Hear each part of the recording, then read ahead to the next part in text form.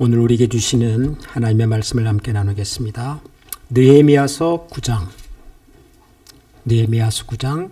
32절부터 38절까지를 한 절씩 교독하겠습니다. 느헤미야서 9장 32절부터 교독하겠습니다.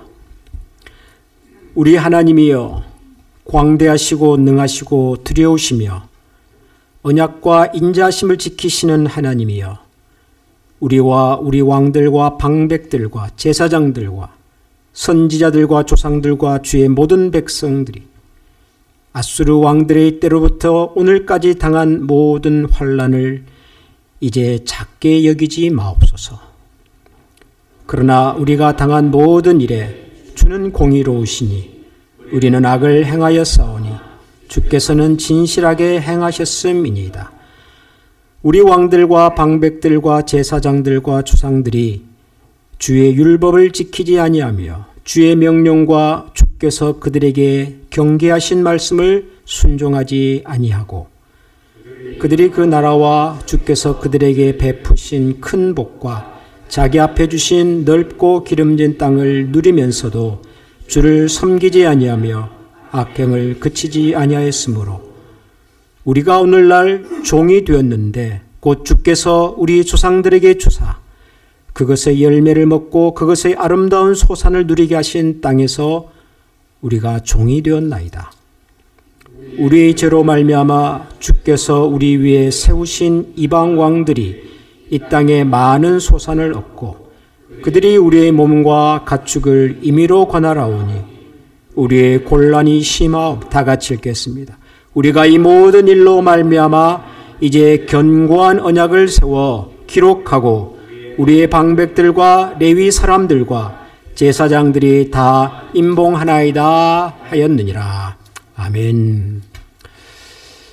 느헤미야서라는 성경은 이스라엘 백성들이 나라를 잃고 오랫동안 포로살이를 하다가 돌아와서 이제 무너졌던 하나님의 성전을 다시 세우고 또 무너졌던 삶의 토대를 다시 세워가는 이스라엘이라고 하는 신앙의 공동체가 다시 세워져가는 과정에 관한 기록입니다.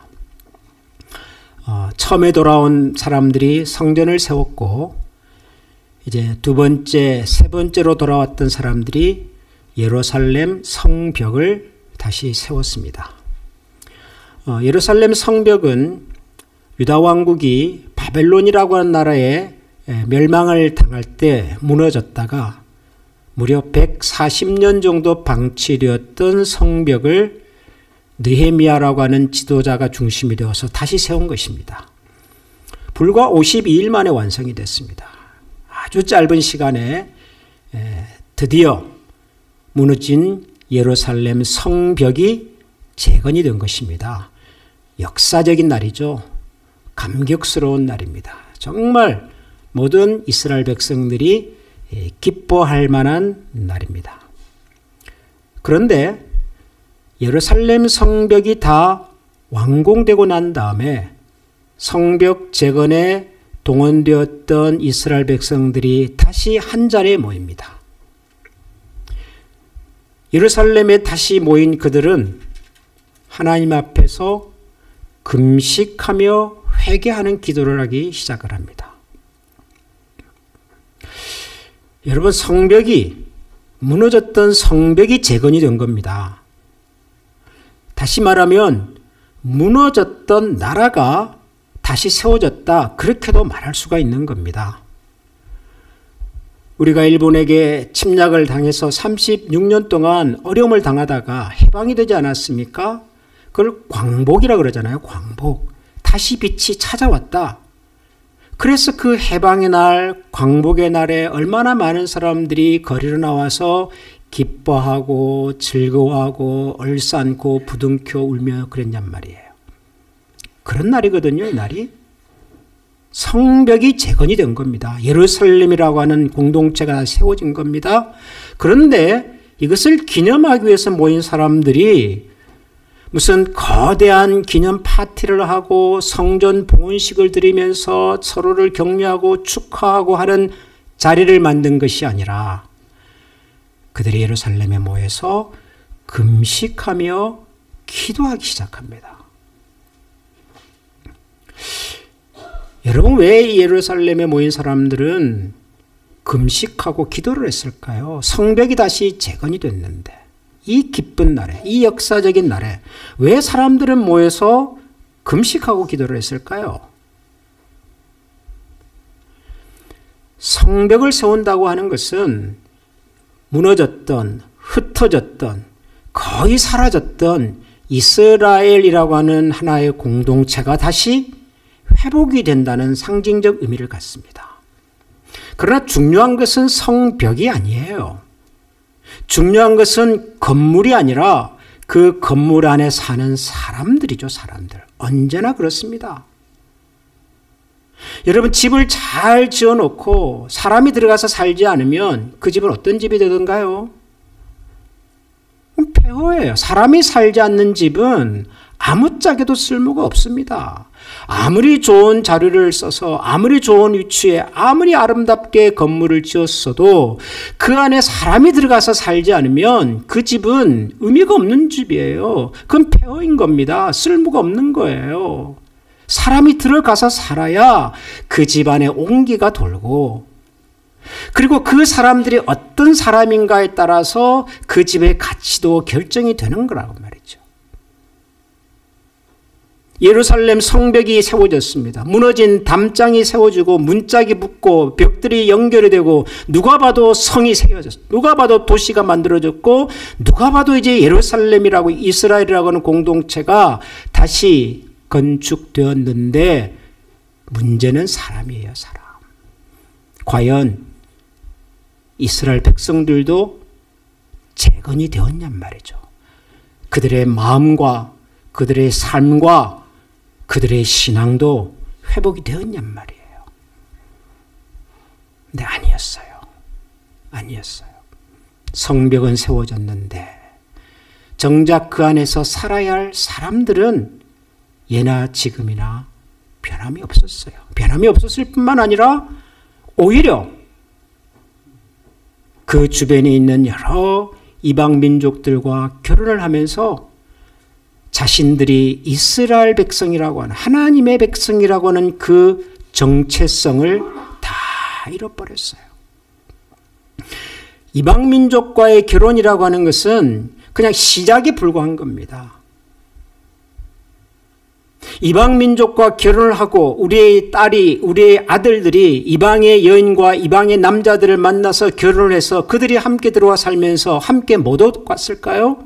그들이 살던 그 나라의 종교와 문화와 가치관들이 함께 들어온 겁니다. 종교라고 하는 것은 언제나 그 사회의 정신적인 가치, 문화의 마지막 보루입니다. 보루. 종교는 힘이 없어요. 종교는 창도, 칼도, 총도, 돈도 없어요. 겉으로 보면 종교는 아무런 힘이 없는 것 같습니다. 그러나 그 사회를 정말 지탱하는 정신적인 지주는 그 사회가 가지고 있는 신앙에 있다고요. 종교는 그런 역할을 하는 거예요. 그래서 종교가 무너지면, 교회가 무너지면, 신앙이 무너지면 겉으로는 다 남아있는 것 같아도 사실은 아무것도 남아있지 않는 세상이 되고 마는 겁니다. 이방의 자녀들을 데리고 와서 아들과 며느리와 사위로 삼으면서 그들이 함께 가져온 이방의 가치, 정신적인 문화, 이런 그게 뭡니까? 이방의 문화라고 하는 것이 결국 뭐예요? 우상숭배잖아요. 우상숭배. 우상에게 절을 하고 우상에게 잘 보이기 위해서 물질을, 재물을, 심지어는 자기의 자식의 생명까지 바쳤던 그런 정신적, 그런 가치관들이 고스란히 이스라엘 사회 안에 들어오면서 이스라엘 사회 자체가 이제는 영적인 거룩함도 질서도 하나님 앞에서 염치도 다 사라져 버렸어요. 이 사실을 목격한 겁니다. 이 사실을 느헤미야가 목격하고 이 사실을 백성의 지도자들이 목격하고 그래서 그들이 성벽이 재건된 이 역사적인 기쁜 날에 모여서 찬양을 하고 예배를 드리고 서로를 격려하고 축하하는 일을 하기 전에 먼저 하나님 앞에 금식하며 회개하며 기도하기 시작하는 거예요. 오늘 우리가 읽은 이 느헤미야서 9장은 전체가 다 기도예요. 금식하며 회개했던 그날의 기도 내용이 느헤미야 9장에 고스란히 담겨 있어요. 그들은 기도하면서 먼저 오래전 아브라함과 모세의 이야기를 기억합니다. 하나님께서 아무것도 아니던 우리의 조상 아브라함을 선택하고 부르셔서 하나님의 은혜와 복을 누릴 수 있는 특별한 민족으로 만들어 주셨습니다. 우리 조상들이 애굽에 종살이하고 그렇게 힘들게 어렵게 살아갈 때 하나님은 모세라는 지도자를 통해서 우리를 불러내시고 기적을 베푸시고 능력을 베푸셔서 40년의 광야 생활을 지나는 동안 먹이시고 입히시고 약속의 땅까지 인도해 주셨습니다. 그날에 가서 하나님의 거룩한 백성으로 살아갈 수 있도록 우리에게 말씀을 주시고 율법을 주시고 언약을 주셨습니다. 그런데 그랬던 우리의 조상들은 하나님 앞에서 불순종하고 목이 곧고 하나님의 말씀을 외면하며 살았고 그 결과 우리는 우리 주변의 여러 나라들로부터 엄청난 어려움과 시련을 받아 지금 이 지경이 되고 말았습니다. 우리가 나라를 잃고 우리가 이스라엘 백성으로서의 민족적 자존심을 다 잃어버릴 수밖에 없었던 이 상황이 바로 우리의 조상들이 하나님 앞에서 불순종했고 교만했고 목이 곧았고 그런데 그럼에도 불구하고 하나님은 우리를 향한 기대와 사랑의 끈을 놓치지 않았습니다. 오늘 우리가 읽은 이 느헤미야서 9장 32절부터의 내용은 그런 거예요. 여러분 다시 한번 보시겠습니까? 32절부터 제가 읽어가겠습니다. 우리 하나님이여 광대하시고 능하시고 두려우시며 언약과 인자심을 지키시는 하나님이여 우리와 우리 왕들과 방백들과 제사장들과 선지자들과 조상들과 주의 모든 백성들이 아수르 왕들의 때로부터 오늘까지 당한 모든 환난을 이제 작게 여기지 마옵소서. 그러나 우리가 당한 모든 일에 주는 공의로우시니 우리는 악을 행하여 싸우나 주께서는 진실하게 행하셨습니다. 우리는 악을 행하였지만 우리는 하나님께서 베푸시는 은혜와 사랑으로 하나님께 감사하고 경배하고 찬양하기보다는 우리의 능력인 줄 알고 우리의 자랑인 줄 알고 목이 곧고 귀가 막혀서 하나님 앞에서 그렇게 살아왔지만 그럼에도 불구하고 하나님은 우리에게 진실하게 행하셨습니다.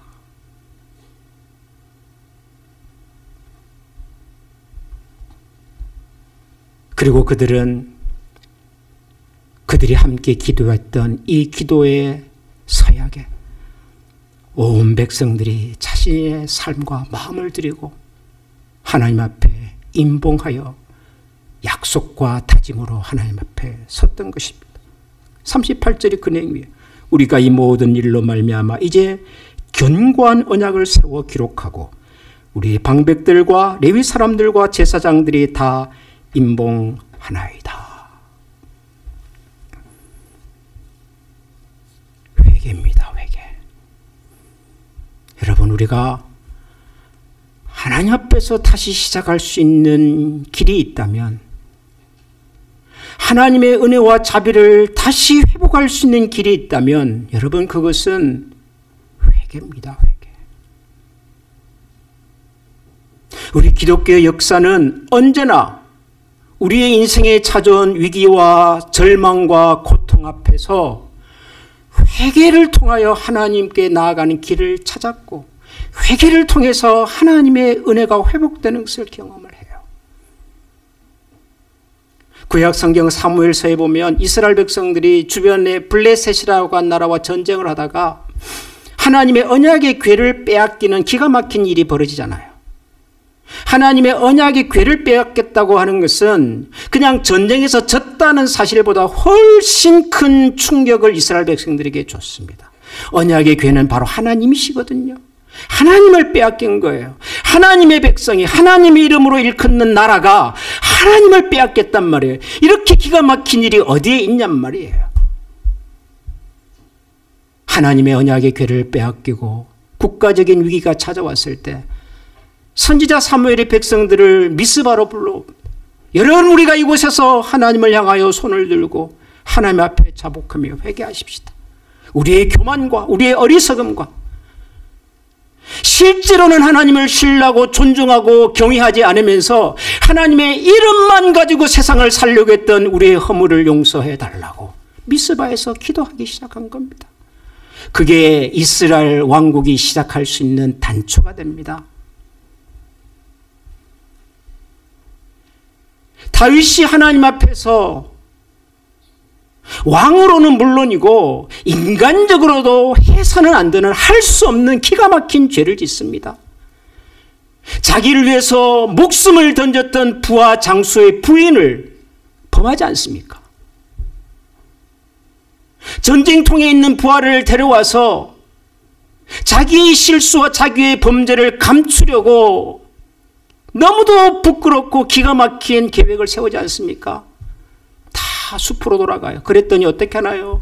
전쟁터, 가장 심각한 전쟁터로 보내고 아무도 주변에 지원해 줄 수 있는 군사를 두지 않고 완전히 고립시켜 놓고, 그래서 전사하게 만들지 않습니까? 살인이에요. 간음이죠? 거짓말이에요. 이런 파렴치한 다윗이 다시 살아날 수 있는 시작이 어디에 있던가요? 시편 51편을 읽어보면 다윗이 자신의 허물을 지적한 선지자 앞에서 침상이 젖을도록 울며 통회하며 기도합니다. 하나님, 제가 우리 어머니의 뱃속에서부터 죄성을 가지고 죄를 가지고 태어나니 무지막지한 죄인입니다. 하나님, 저 같은 인간이 어떻게 감히 한 나라의 왕이 될 수가 있겠습니까? 하나님, 제 속에 정결한 마음을 허락하여 주십시오. 정직한 영을 새롭게 하여 주시옵소서. 저를 버리지 마시고 저를 향한 하나님의 은혜와 사랑을 다시 회복시켜 주십시오. 한 나라의 왕이 침상이 젖을도록. 여러분, 이것이 다윗을 다시 살게 만드는 힘이고 시작이었단 말이에요. 베드로가 예수님을 만나고 나자 제일 처음으로 했던 고백이 뭔지 아십니까? 그 갈릴리 호수에서 밤새도록 고기를 잡아도 한 마리도 잡지 못했던 베드로가 예수님을 만나고 기가 막힌 방법으로 만선의 기쁨을 누리고 난 다음에 그의 눈이 밝아져서 했던 첫 번째 고백은 이겁니다. 주여, 나를 떠나시옵소서. 저는 죄인입니다. 기독교 역사상 가장 위대한 인물 사도 바울. 사도 바울의 시작은 어디에 있는가요? 나는 죄인 중에 괴수입니다. 여러분, 우리 기독교 신앙의 시작과 근본과 출발은 언제나 회개에 있어요. 회개.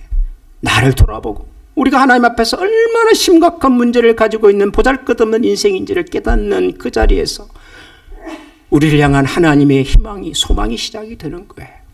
그런데 언젠가부터 우리의 신앙생활 속에서 회개가 사라졌어요. 우리 기도 속에서 회개가 사라져버렸어요.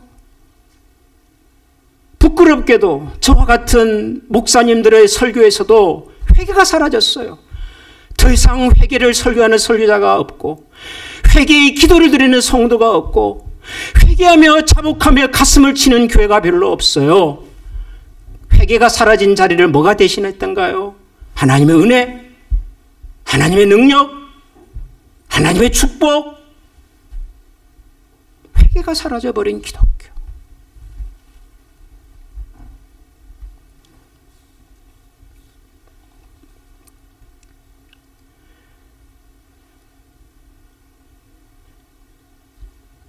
미국이라는 나라가 공식적으로는 1776년 메이플라워를 타고 온 이게 유럽에서 건너온 분들이 이제 시작했다, 그렇게 기록이 되어 있지만 역사적으로는 조금 더 일찍 이미 시작이 됐죠.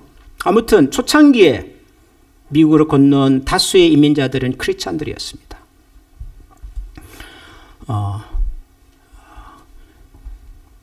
그런데 17세기 중반 후반으로 가면서 유럽에서 건너는 이민자들 중에 신자들이 별로 없었어요. 식민지에 가면은 한몫 번다더라. 땅을 공짜로 준다더라. 천지가 다 말뚝만 받으면 내 땅이 된다더라. 그런 얘기를 듣고 유럽의 많은 사람들이 건너왔어요.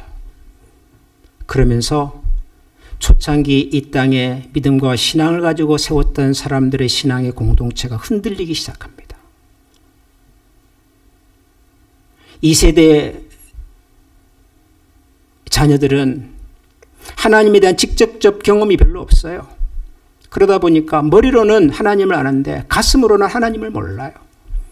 신앙이 갈수록 지성적으로, 논리적으로. 미국의 기독교가 이런 큰 위기감을 느낄 때 미국의 동부에서 몇몇 목사님들이 하나님의 말씀 앞에서 떨면서 우리의 허물과 어둠과 잘못을 회개하며 하나님의 말씀을 전하기 시작합니다. 지금의 뉴 잉글랜드 지역에서 시작했던 조나단 에드워드, 지금의 저 조지아 남부에서 시작했던 조지 휘필드, 이런 분들이 다시 하나님의 말씀을 전하면서 우리의 허물을, 우리의 교만을, 우리의 어둠을 우리가 고백하고 하나님 앞에 회개하며 기도하기 시작을 했어요. 그것이 무려 100년 동안 지속이 됩니다. 이것을 미국 역사에서는 대각성 운동, 그렇게 부릅니다. The Great Awakening. 지금 미국이라는 나라가, 미국 나라에 사는 사람들의 거의 65%, 70%에 가까운 사람들이 자기를 크리스찬이라고 말할 수 있었던 역사적 시작과 배경이 바로 그 사건에 있어요. Great Awakening.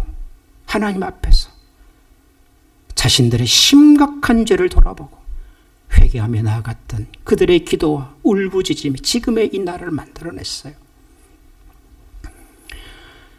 그때 그 집회에 참석했던 청년들 중에 특별한 하나님의 은혜와 감동을 받은 청년들이 전 세계로 흩어지기 시작합니다.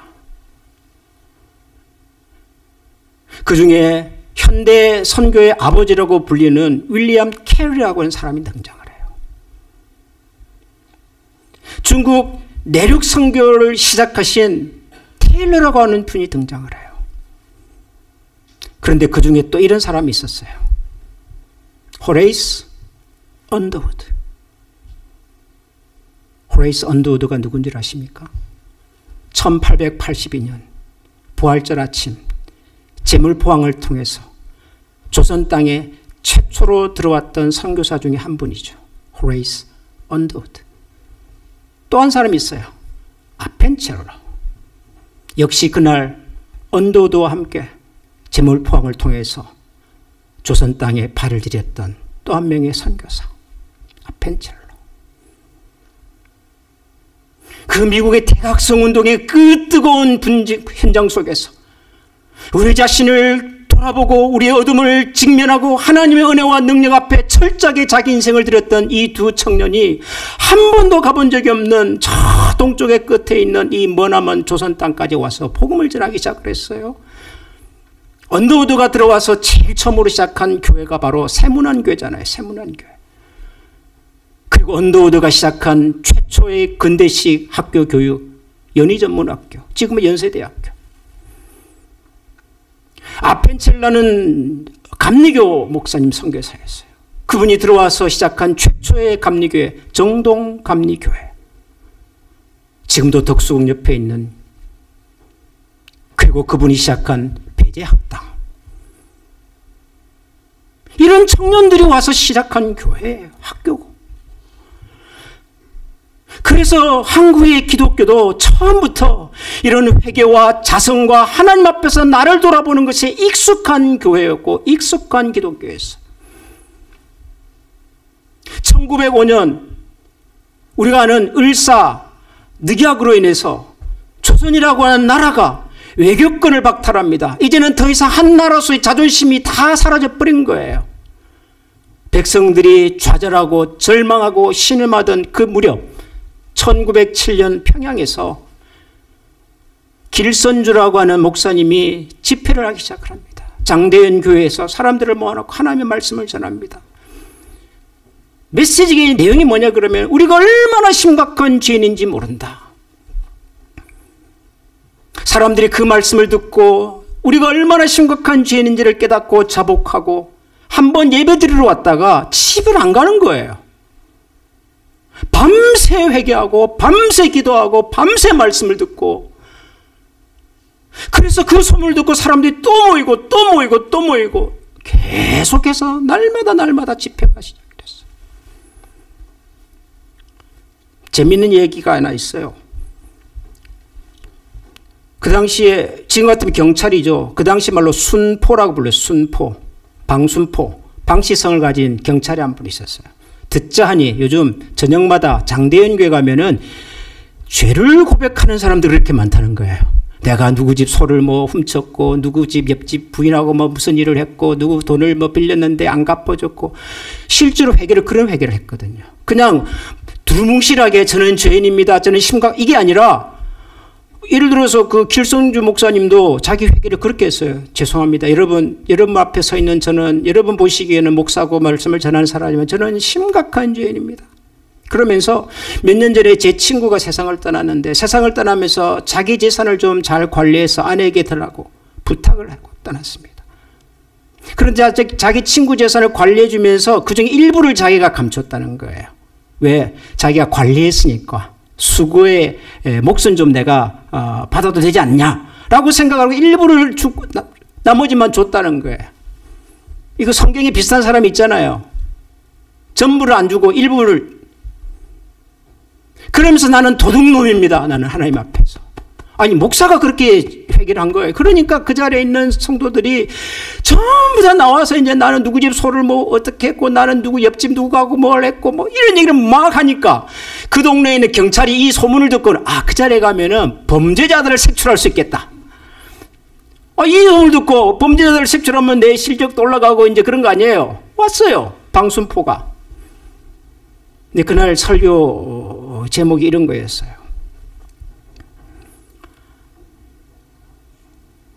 우리가 사람의 물건을 훔치는 도둑은 쉽게 잡을 수 있어도 우리 마음의 양심을 훔치는 도둑은 쉽게 잡을 수가 없습니다.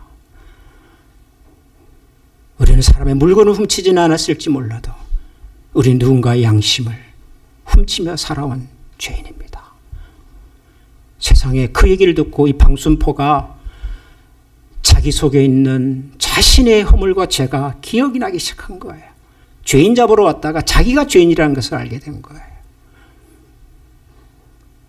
그래서 이 방순포가 그날 그 자리에서 자신도 회개하고 예수님을 영접하고 경찰 딱지 떼버리고 자기 고향 맹산으로 돌아가서 교회를 건축합니다. 맹산교회. 여러분, 이게 한국 교회예요. 한국 교회 역사예요. 우리가 더 이상 회개하지 않아요. 더 이상 아파하지 않습니다. 우리는 항상 누군가를 손가락질하고 지적하고 그들이 문제라고 말하지 내가 문제라고 말하지 않습니다. 여러분, 우리가 지적하는 그 사람들만 문제입니까? 정말 그렇습니까, 여러분? 우리가 살아가는 세상만 문제입니까? 이 세상은 누가 만들었습니까? 그 지도자는 누가 만들었습니까?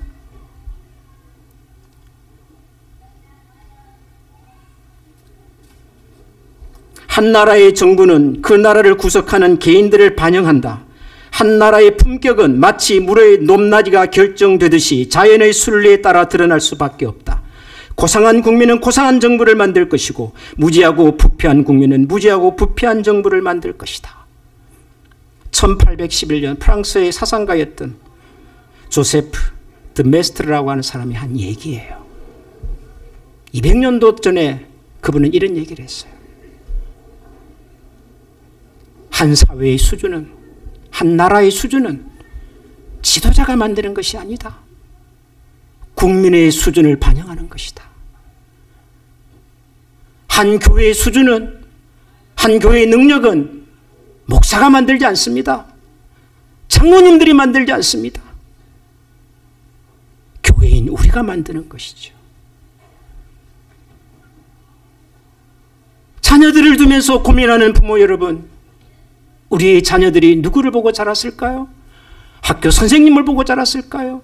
위인전에 나오는 위대한 인물들을 보고 자랐을까요? 자녀들은 부모의 뒤통수를 보고 자라는 법이라고요. 우리가 기도하지 않으면, 우리가 회개하지 않으면 이 나라도, 교회도, 우리 자녀도 저는 미래가 없다고 생각해요. 사랑하는 한미 가족 여러분,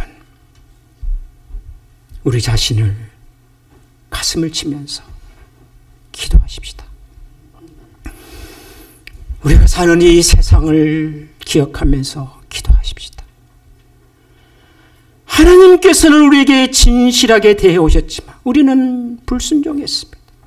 우리가 교만했고, 우리가 거짓이었고, 우리의 욕심이 지금의 불행을 만들었다. 우리 자녀들이 가지고 있는 아픔과 문제는 누가 던져준 것이 아니라 우리의 욕심이 만들어낸 결과라는 사실을 우리가 냉정하게 직시해야 합니다. 그러므로 다시 한번 여러분에게 부탁드립니다. 우리의 가슴을 치고 우리의 마음을 찢고 하나님 앞에 통회하며 기도하기를 소원합니다. 우리 시간 같이 한번 기도하십시다. 우리 속에 있는 우리의 부끄러움을, 우리의 거짓을, 우리의 욕심을, 우리의 교만을, 귀와 목이 굳어있는 우리의 약함을 이 시간 주님 앞에 고백하며 기도하십시다. 우리가 겪고 있는 이 시대의 아픔과 고통의 시작과 뿌리가 다른 누구에게 있는 것이 아니라 바로 우리 자신에게 있다는 사실을 고백하고, 하나님 다시 한번 우리 안에 정직한 영을 새롭게 해주시고 거룩한 소원을 부어주시옵소서. 이 땅을 고쳐주시고 이 나라를 고쳐주시고 우리 교회를 새롭게 해주시고 우리의 자녀와 우리 가정을 다시 한번 은혜와 믿음의 반석 위에 세워주시옵소서. 우리 이런 마음으로 이 시간 다 같이 기도하겠습니다. 기도합니다. 전계하신 하나님의 은혜와 사랑, 하나님의 자비와 자비하심, 하나님 우리의 마음 주님 앞에 오라 우리가 그런 영을 서로해 주시오. 오라 우리가 주님 앞에 그 가운데 걷지 다시 오라 우리가 주님 앞에 하나님의 감사를 기억하고 싶다. 믿음의 역사로 하나님 믿음의 자리에 소리를 다시 고소하시고 주님 기억하고 바라볼 수 있는 자, 주님 이 땅을 주시고 주님 나라를 주님 이 민족과 이 세상을 하나님 우리 가운데 새로운 지켜져 있는 우리의 마음을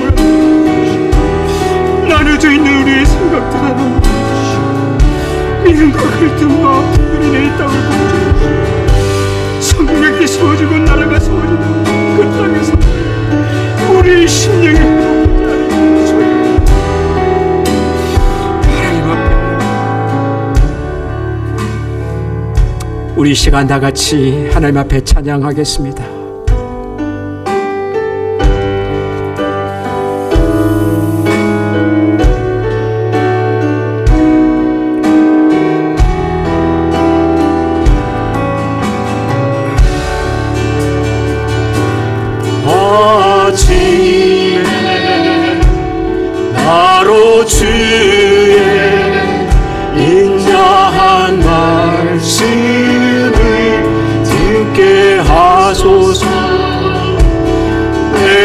주를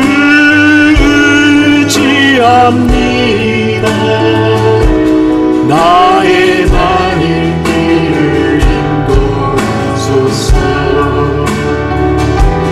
내가 내 영혼을 기게 내 영혼을 주께 드립니다. 아침에 나로 주의 인자한 말씀을 듣게 하소서. 내가 주를 의뢰합니다. 나의 발을 인도하소서. 내가 내 영혼을 기대 내 영혼을 주께. 우리 마지막으로 한 번 더 찬양하겠습니다. 아침에 나로 주의 인자한 말씀을 듣게 하소서. 내가 주를 의뢰합니다. 나의 발인 길을 인도하소서. 내가 내 영혼을 주네 내 영혼을 주께 드립니다.